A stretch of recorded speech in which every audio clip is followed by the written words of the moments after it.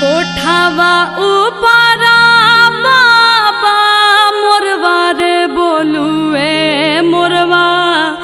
बोलिया सुहावन हो लगुए मोरवा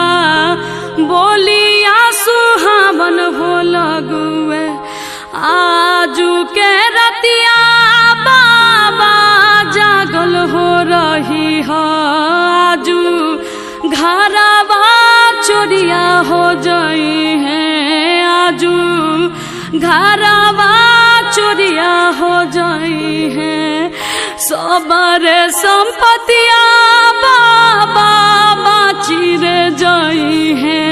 गौरा बेटी चोरिया हो जाई है गौरा बेटी चोरिया हो जाई है दुआरा पाए बेटी चौकी दरबारे रखब आंगना में सिपहिया हो रखब घरवा भीतर हमहू जागल हो रहब से हो बे